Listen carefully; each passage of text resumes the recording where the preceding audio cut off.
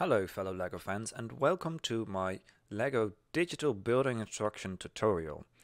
My name is Marty and I'll be guiding you through how I personally take my real life model and change that into full-on building instructions. Of course these two don't match up because I haven't made the instructions for this model yet.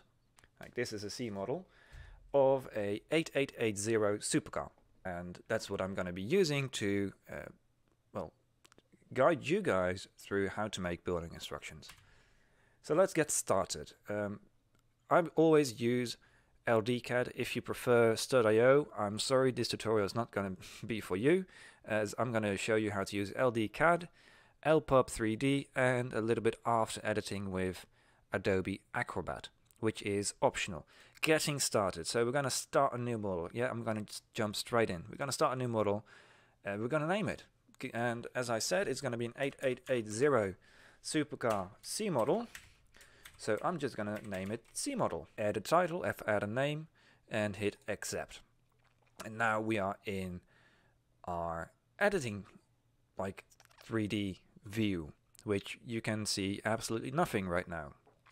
Now there's one thing I'm going to change right up front, because this is a fresh install for me and I do not like the camera movement which comes as a default. So what I'm going to do is go to View, Editing Views, and then Rotation Control. Right now it is set to Trackball. I'm going to click it once and it's going to change to Spin. Click it again, let's go to Trackball.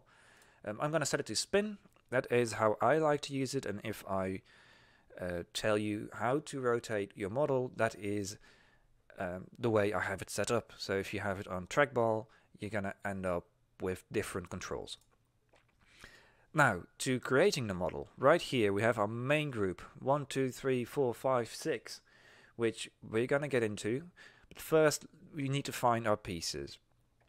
Right, how do we get pieces into our 3D view?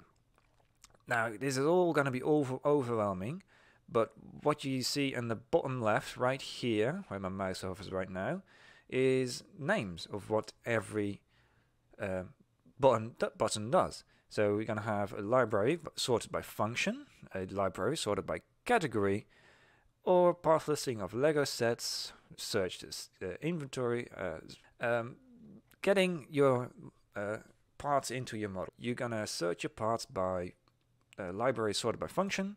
Then you have your bricks, your plates, your hinges, your panels, your Technic, your electric, your minifigures, Duplo. Then you have all the rest by category. So if you can't find it, you can hit this, and then if you know it's a train category, for example, right here we have train category. You click that, and there you have all the bits that you find on Bricklink in the train category, which is kind of nice. But we go back. And I'm going to do a Technic model, so I'm going to use primarily Technic parts, though it is an old school Technic model, but let's hold on for now. I'm going to do Technic parts, Technic bricks, because I'm going to need brick beams. There's of course axles, like all the stuff. You can check it out if you want to. I mean, I highly suggest just like go through all these pages and see where all the parts are before you get started. But I'm going to go in Technic bricks, and let's say we want to import a part. There's two ways. You can double click it, and I've zoomed out really far, and then it comes shows up, and you can also click and drag, which I'm mostly going to be using. Now if you want a different color, we have the main group on the top, which yet again is a main group. We have our solid, plastic, transparent, and metallic. These are our three main colors that we're going to be using. And honestly, the rest, that I just, nope, get back. Oh, god damn it. Right, I fixed it. Let's continue. We have a solid colors, transparent colors, and metallic colors. These are our main colors that we're going to be using. What I wanted to say: rubber, plastic, special, favorites, history. History is actually a nice one, but the rest you can just ignore. LPUB 3D and Rebrickable and Bricklink don't really support those colors. we want to pick a color, so we're going to go solid plastic, because most Lego is solid plastic, and then we're going to get a color wheel. If you can't really reach the rear of the color wheel, if you can't actually see the difference, you can use your scroll wheel to rotate the wheel, which is actually a really nice feature, which I mostly ignore for some reason. I don't know why. But yeah, that's just personal preference, I guess. And right here you can see a decent selection of colors. These are not all the colors Lego has. And that is why we also have arrows.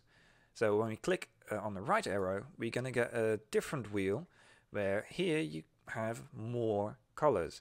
And I highly suggest, whenever you make your model, make sure you use the right colors. Don't just pick any green if you mean medium green or dark green or anything like that. Now another great example on what not to do is here you see these colors that are dithered. Now these are just like your rubber color and your or at least like your rubber, your plastic, your special. You should not use those colors back in page 1 as they are not officially supported Lego colors. Now what do these 1, 2, 3, 4, 5, 6 mean? It's actually a really nice feature. So right here I have a solid plastic now, but let's say I also want to use transparent colors. I don't want to always go back and hit transparent and go back and hit solid plastic. So what we have is we go to page 2, which is pretty much the same as your tabs on a internet browser. You can go to page 2, say that's transparent, and when you go to page 1 you still have your solid colors. So that's a really nice feature. This feature also exists in your bricks, in your your parts library. Wow. So you have your 1, 2, 3, 4, 5, 6 different tabs. When you go to tab 2, you can start all over again. Let's say this time we want to go axles, and you can switch between bricks and axles, and for example plates, because we're going to be using old school technique, which also uses a lot of plates. So switching between those as if they were tabs is a really nice feature, and I highly suggest just get used to it. Now another thing I just realized I want to change for myself. Right now we have a 2 wide grid pattern to search the parts. Personally I rather have a 3 wide grid pattern. So we're going to say increase cells, and it's going to change to a 3 wide. I'm going to make it slightly wider. So now if I search for parts, it is a lot easier for me to find. Now back to colors, change you to being big again. What do you do if you want to change color? Let's say you have a part, right now it's black, and we don't want it black. What you can do is you can delete it, then you select your color you want. So in this case we're gonna do light gray, because I'm gonna use that, and you drag it in, and now it's gonna be light gray. Now if you want to make it black, you can do black again, drag it in, and it's gonna be black.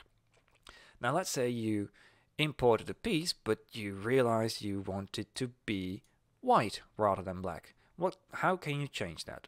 Now you can just click the part and find white in your color wheel, and then hit the big ass white button over here, and that's going to change the color of your part. If you select multiple parts, like this for example, and you say you want them red, you can do the exact same thing, and then all of them are going to turn red. Really nice to keep that in mind.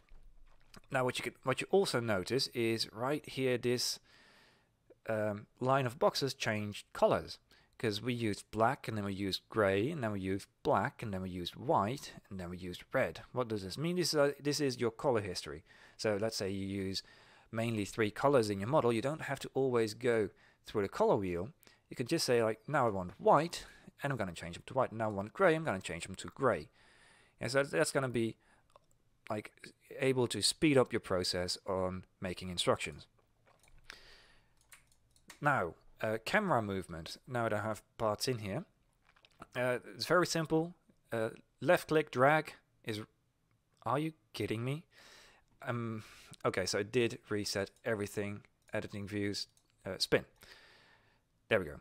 left click drag is rotate any way you want, and shift left click and drag is move around.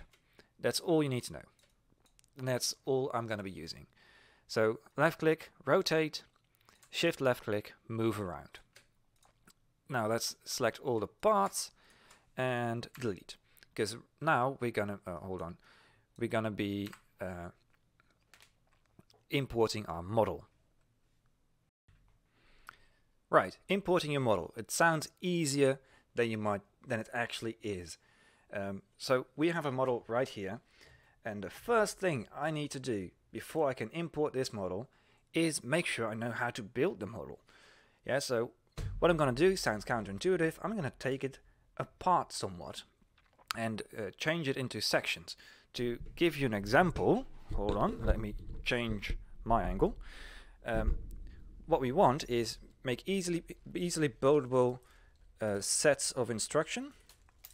So just take something off, like here we got 2 little pieces. Maybe take it off. See, where else can we take it off? Right here. So there you go.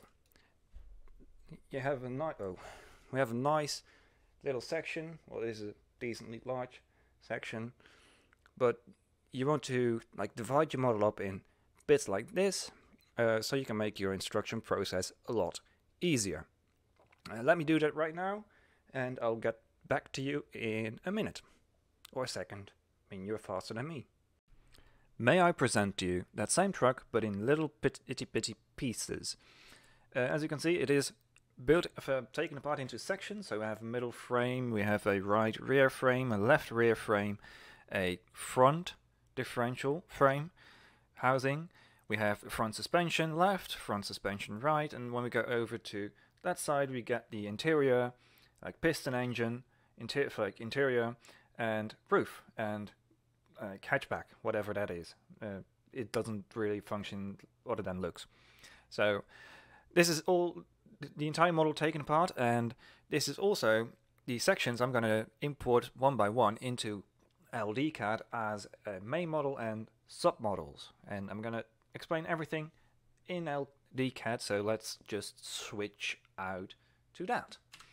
So right here in LDCad, we're going to start, oh hold on, actually, we're going to start, I have to show you with my front frame. This is what I'm going to import, there we go, in the middle frame, there we go. This is what I'm going to import first, and we're just going to do a step by step. So we're going to start on the bottom, which is a couple of plates, yeah, and then we're going to move our way up to the top, where we find some other more different building techniques, and I'm going to show you how to do like your main model and, like I said, submodels and callouts and everything like you always find in my instructions, which at the moment aren't that many, but trust me, these are going to be like really valuable when you want to make understandable instructions. So let's switch to LDCad for real now this time, and let's start importing my model. I've already searched for my first part, which I mean I was on the plate and I like kind of messed up the previous recording. But yeah, we're gonna, let's say we start from the beginning, and we're gonna find a piece. So we're gonna do piece by library by function. Then we're gonna do plates and normal plates. We have wing plates and wedge plates and all kinds of stuff. But right now I'm looking for normal plates and a 1x10, which is right here in somewhere in the center. So you can just find anything in there. When the more you use this program, the easier it is for you to find your pieces. So what we're gonna do is I need it to be black. So I'm gonna just select my black color, and I'm gonna click and drag it into my model, and that is my first piece in step 1. But step 1 is not going to be just a single piece. We're going to add more pieces, because of course one piece per step is like kind of ridiculous, like Lego does it now. We kind of like, I rather go back to the 8880 days, like the classic technique, where you have like 5 to 10 pieces per step. So we're going to grab another one of those 1x10, because we're going to need 2 side by side. I'm just going to place it down real nice. Hopefully it's the right spacing in between, but that's what we're going to figure out little later on.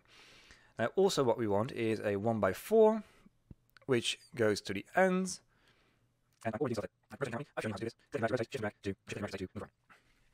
And I misplaced 2 pieces. So here we go. This is a great example. I've misplaced 2 pieces. I have these 1x4 in the wrong spot. I need them to move 1/3 further forwards. Yeah. So what I can do is I hold Control, click both pieces, and then I can move them both. No, I can't. Here's another trick. If you're looking at the wrong angle, you're not going to move the right way. So a great way to look at this is where this circle is, or if it is arrows, I mean, you can change it to arrows.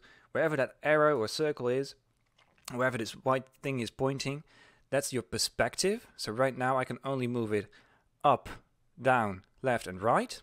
But if I change my camera, I can move it forwards and backwards. So now I move it forwards, and that slightly backwards that is the position I want it to be in.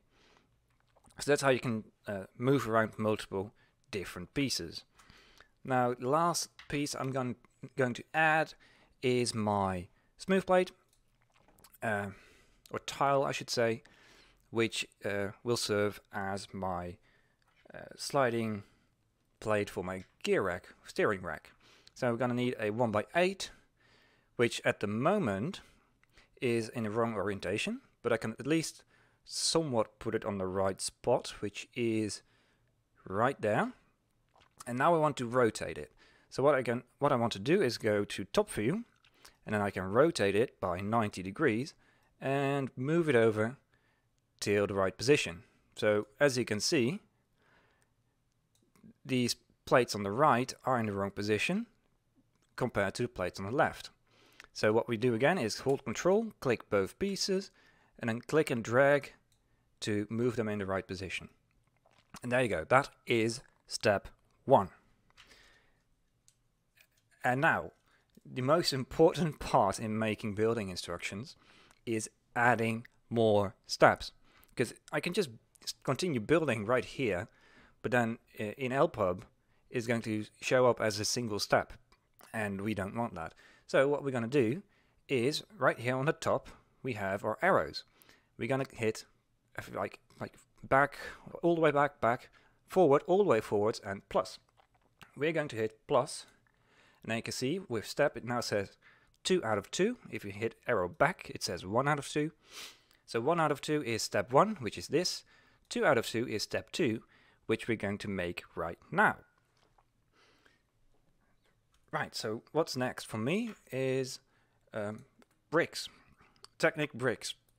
I need 1x8 grey Technic bricks. So we have these guys. I need them to be grey, so make it grey, and then I can drag them in and somewhat put them in position. As you can see, they're not in the configuration I want, so what we're going to do is we're going to move over. I'm going to click the little circle and drag it around till it's turned 90 degrees, and that's done.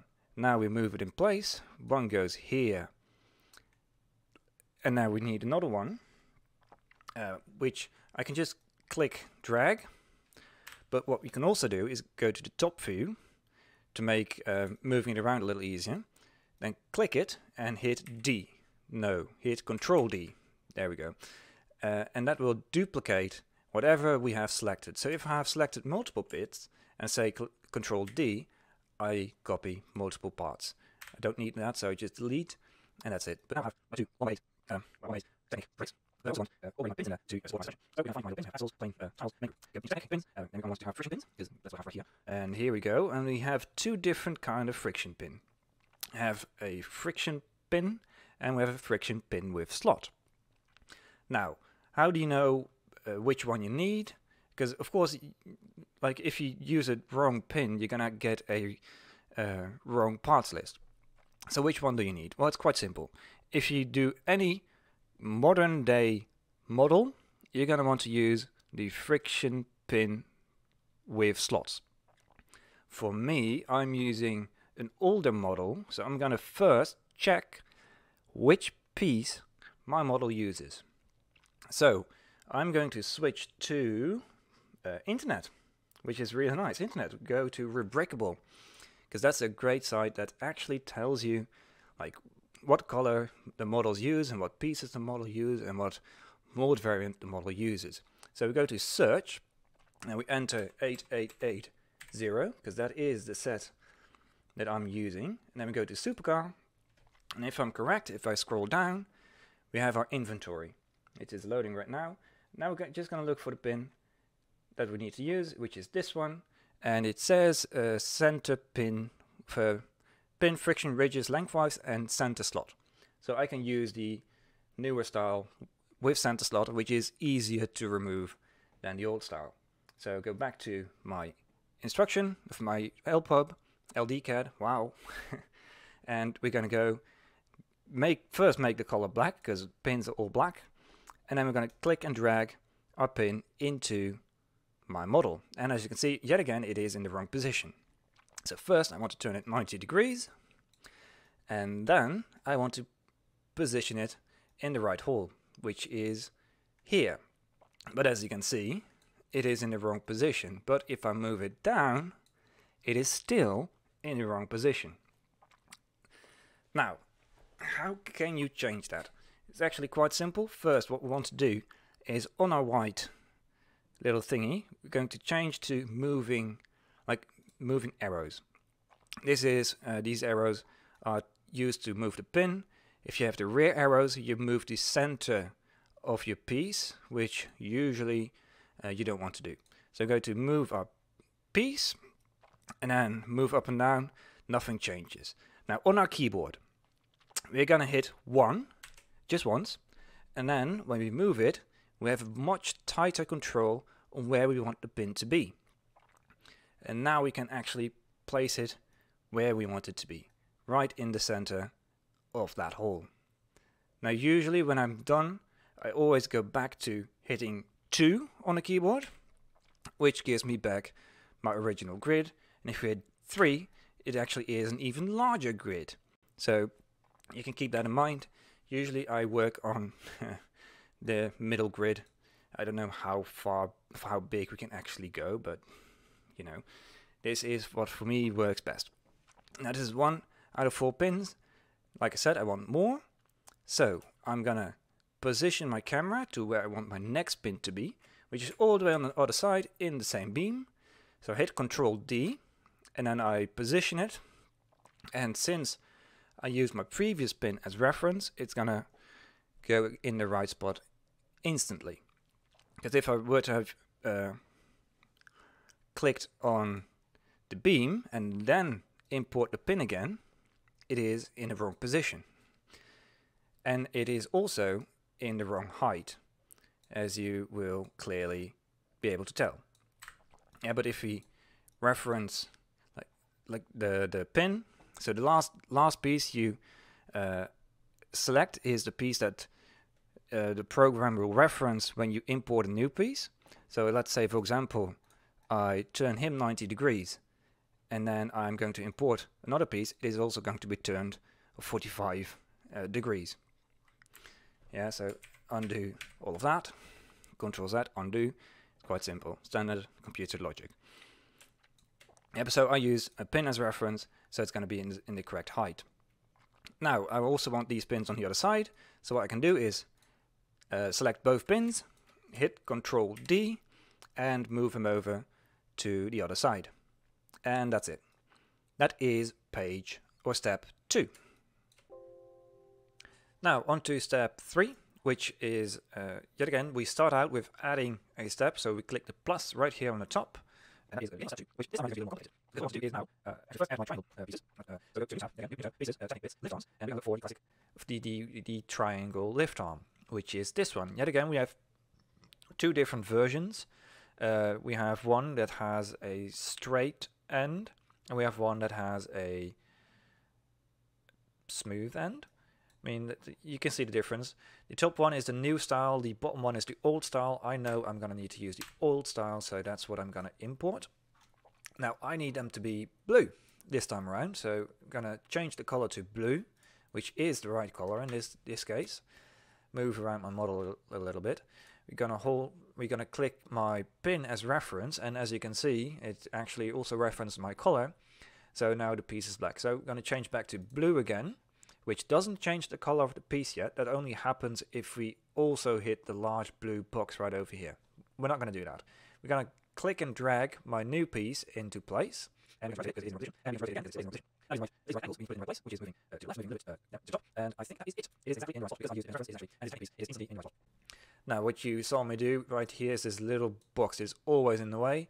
You can turn it off, I don't know how, and every time I start a new model it comes back. So honestly, it is really annoying. If you click it, you do get some information about your piece, which we might actually need in the future. So just keep that in mind. Right now, I'm not going to explain anything because we can just discard and do nothing with it. Now, this is the one over here, and then control click, and move over to your side, control D to duplicate, and we want to rotate 180 degrees, and it is now in position. So I think now you know how to pass my position off. Just go back a minute. So this is the place where we put suspension on, and I've got a couple of plates. So I'm going to do final plates again, which is place, final plates. Okay. Now, last thing we use as reference is our Technic piece, but that is not what we want now. So I want to click my Technic beam, which is a reference to plate height, before I import my new piece.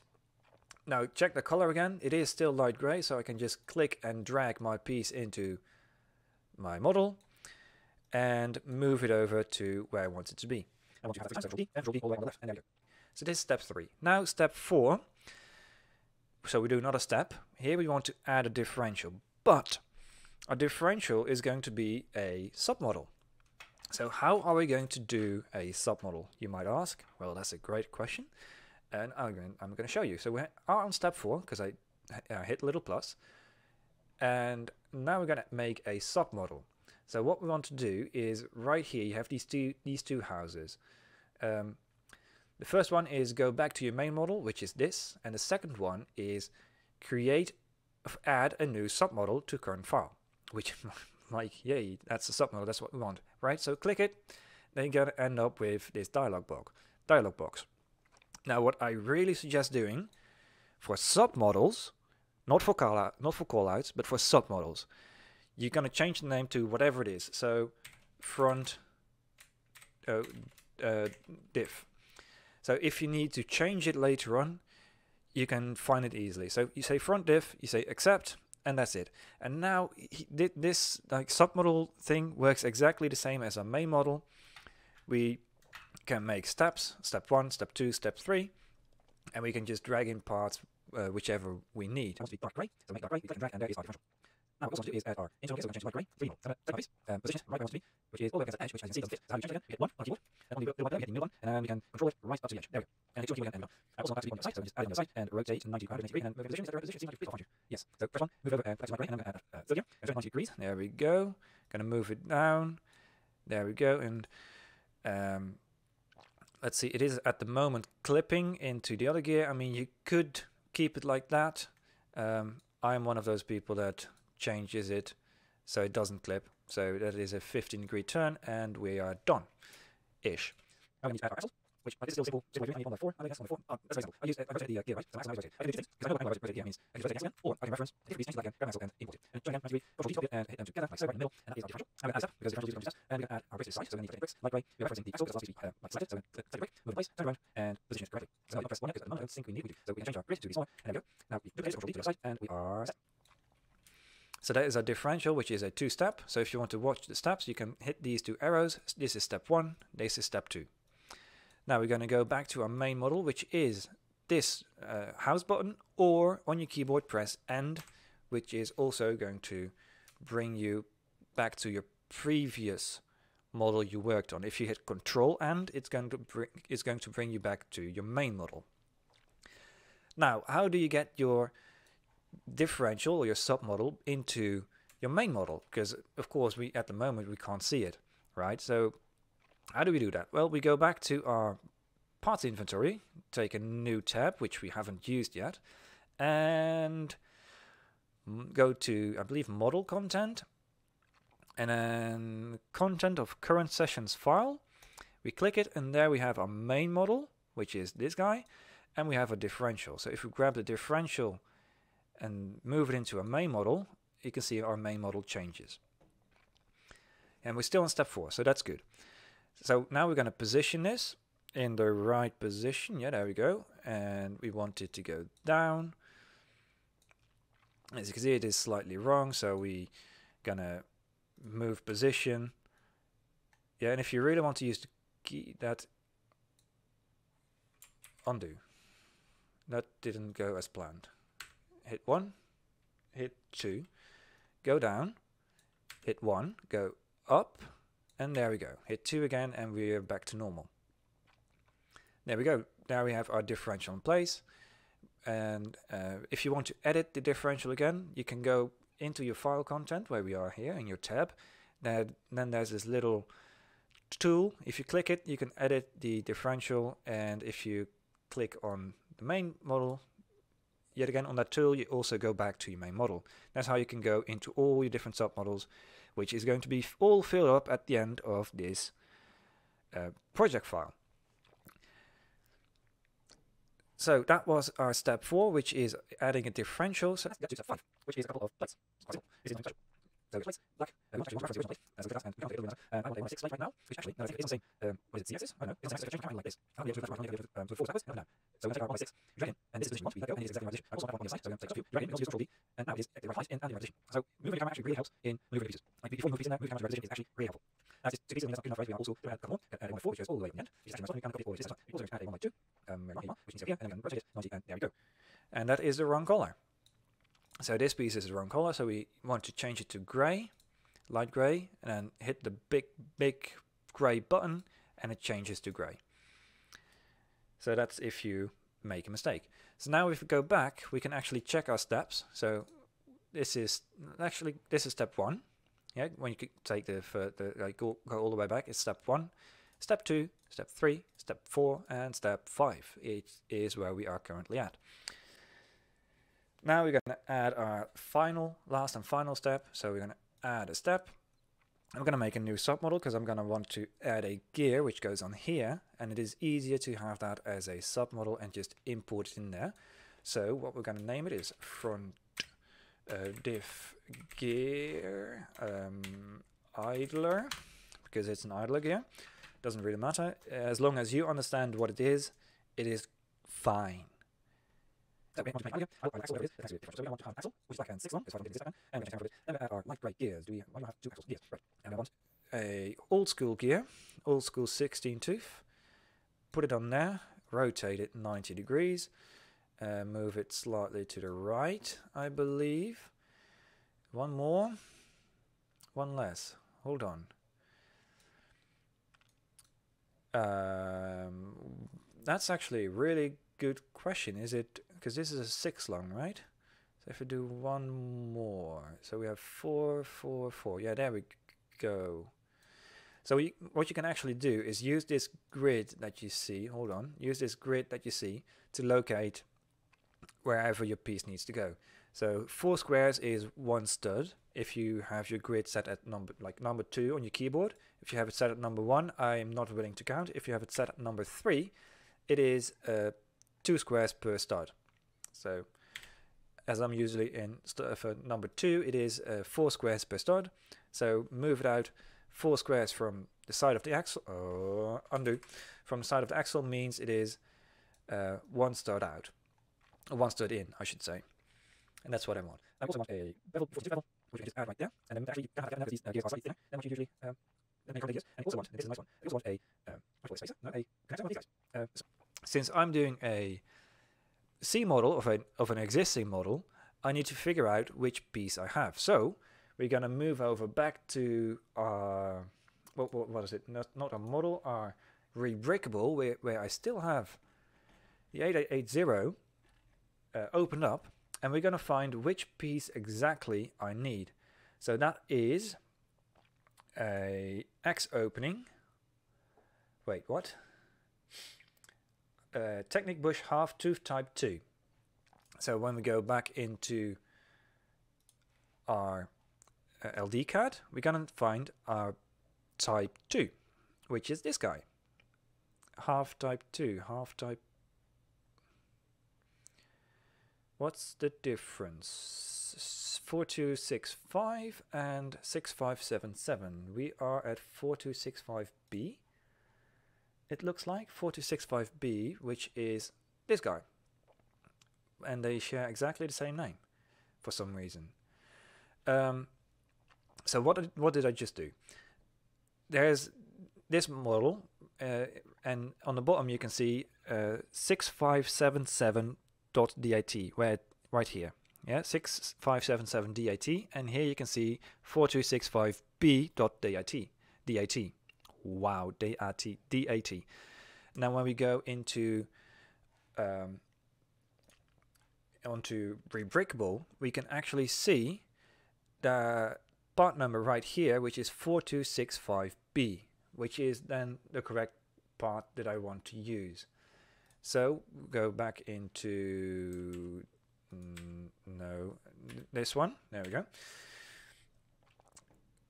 We're going to take the 4265B version of that piece, and we're going to just drag it in there. I want it to 90 degrees, and you are in the correct position again, as the space between this here is too thin. That's just how it works. And you are in the correct position. So it's my point is add one step to add my second brick on either side, which I can see is upside down, right up, moving position, change the grid pattern, move up, I can use the arrow keys to move in the same position, if I do the same as what these arrows do, and now use my position to change that to second position, yes, duplicate it, put the and stop. Now we hit control N, we go to our main model again, we go find a tab with all our samples, and then just drag it. As you can see, we turn around, so turn 90 degrees, and drag it to the position where we want it to be, and as you can see, it goes on, so change the grid pattern, move it down with my arrow keys to come out a little more, and move back to the grid pattern, and there we go, that is our idea. Which, as you can see as well, is clipping into our differential.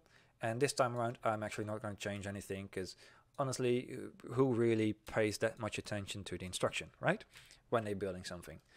But that is my first bit of my model. So when we go back to, that's the wrong one, my model, as you can see, that is what we have built in our 3D model. And now we're going to do the exact same for all of this. I'm going to just speed through, and whenever I see something that I think needs explaining, because most of it is already explained with this bit, but whenever I see something that is worth explaining, I'm going to actually, there is one thing more, because we have done this. Now let's say we want to add this piece, just add a submodel. Like with every section you see here is pretty much adding a submodel and then putting that submodel back onto our main model. So that's pretty much how the rest of this goes. And every once in a while you have this, like, have a little bush that needs to be in place. I'll show you that when we get there.